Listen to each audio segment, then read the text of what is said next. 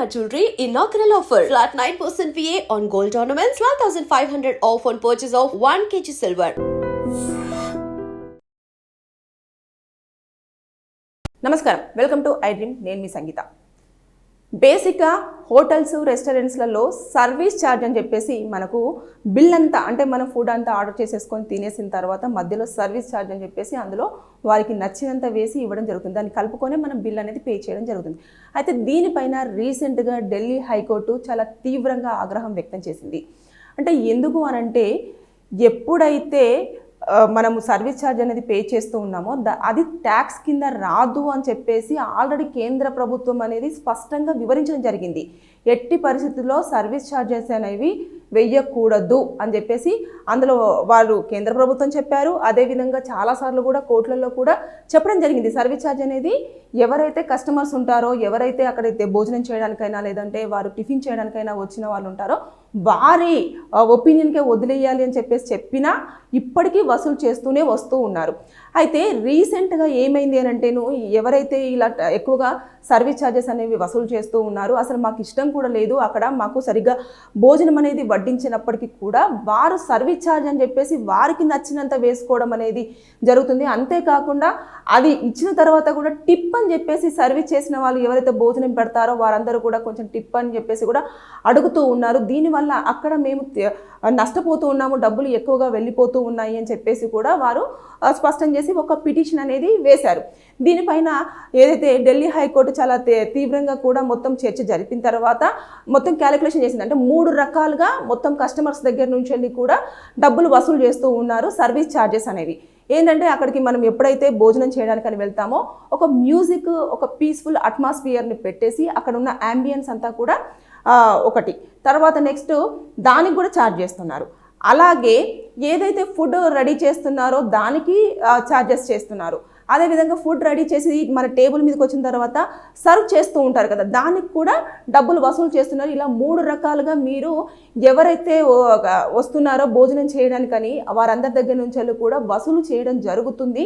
ఇది చాలా తప్పు అని చెప్పేసి కోర్టు స్పష్టంగా చేసింది. అయితే దీన్ని సవాల్ చేస్తూ ఎవరైతే రెస్టారెంట్స్ అదేవిధంగా హోటల్స్ వాళ్ళు యాజమాన్యులు ఉన్నారో వారంతా కూడా ఆ యాజమాన్యంకు సంబంధించిన ఆర్గనైజేషన్ అంతా కూడా దాన్ని సవాల్ చేస్తూ ఒక పిటిషన్ను ఫైల్ చేసింది. దానిపైన ఇంకా తీవ్రంగా ఆగ్రహం వ్యక్తం చేసి, ఇలా మీరు ఇష్టానుసారంగా వసూలు చేస్తూ ఉన్నారు, అది కస్టమర్స్కి మాత్రమే వదిలేయాల్సిన కాలం, వారు నచ్చితే ఇస్తారు లేదంటే లేదు అని చెప్పేసి చెప్పారు.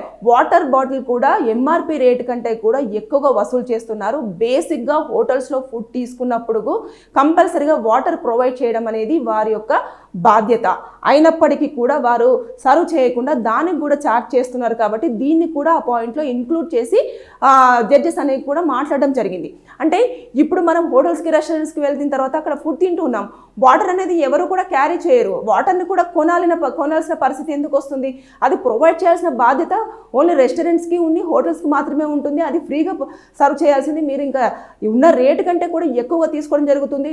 కొన్ని హోటల్స్లోనైతే రెస్టారెంట్స్లోనైతే 20 రూపాయల బాటిల్ని 80 రూపాయలు 90 రూపాయల బాటిల్స్ కూడా తీసుకోవడం చేస్తూ ఉన్నారు అని చెప్పేసి చాలా ఆగ్రహం వ్యక్తం చేసి దానిపైన ఎవరైతే పిటిషన్ సవాల్ చేస్తూ వేశారో ఈ యాజమాన్యాలు ఉన్నారు కదా, ఓనర్స్ ఎవరైతే ఉన్నారో హోటల్స్ కానివ్వండి రెస్టారెంట్స్, వాళ్ళందరికీ కూడా చాలా గట్టిగానే సమాధానం చెప్పడం జరిగింది ఢిల్లీ హైకోర్టు. అయితే ఇక్కడ మనం ఒక్కసారి 2014లో కూడా ఈ సర్వీస్ ఛార్జెస్ అనేవి కూడా ట్యాక్స్ కింద క్యాలిక్యులేషన్ అవ్వవు అని చెప్పేసి మోదీ గవర్నమెంట్ చాలా స్పష్టంగా క్లియర్గా మెన్షన్ చేసింది. అది ఎప్పుడైతే ఎవరైతే కస్టమర్స్ అక్కడికి వస్తారో వారి ఛాయిస్కి వదిలేస్తున్నట్టుగానే హోటల్స్ రెస్టారెంట్స్ ముందు కూడా బోర్డు అనేది సర్వీస్ ఛార్జ్ అనేది ఇవ్వడము ఇవ్వకపోవడము మీ యొక్క ఒపీనియన్ అని చెప్పేసి బోర్డులు పెట్టాలని చెప్పేసి చాలా క్లియర్గా మెన్షన్ చేసినా కూడా ఏ హోటల్ ఏ రెస్టారెంట్ కూడా ఇప్పటికీ ఫాలో అయిన దాఖలు అయితే కనిపించడం లేదు. దానికి తోడు అక్కడ ఉన్న మ్యూజిక్ అయితే ఏంటి, ఏసీ అయితే ఏంటి, అక్కడ ఉన్న అట్మాస్ఫియర్ అయితే ఏంటి, వాటర్ అయితే ఏంటి, ఫుడ్ అయితే ఏంటి, సర్వీస్ అయితే ఏంటి, ప్రతి దానికి కూడా మనీ క్యాలిక్యులేట్ చేసి మరి మీరు వారిని ముక్కుపిండి వసూలు చేస్తూ ఉన్నారు. వారు ఒక బిల్లు వేసుకొని రావడం జరుగుతుంది. దానికి అంటే ఎక్కువ కూడా మీరు అక్కడ అందులో చూపించిన తర్వాత తిన్న తర్వాత కట్టాల్సిన పరిస్థితే. మనం కట్టము అంటే అక్కడ కుదరదు ఇంకా. సో మనం ఎంతో ఒక 1500 అవుతుందిలే అంటే మనం అందులో చూసినప్పుడు టారిఫ్ అంతా చూసినప్పుడు కూడా బిర్యానీ ఒక రేట్ ఉంటుంది, తర్వాత వాటర్ బాటిల్ ఒక రేట్ ఉంది, అది చూసుకున్న తర్వాత అక్కడికి వచ్చిన తర్వాత జిఎస్టీ అంటారు, ట్యాక్స్ అంటారు.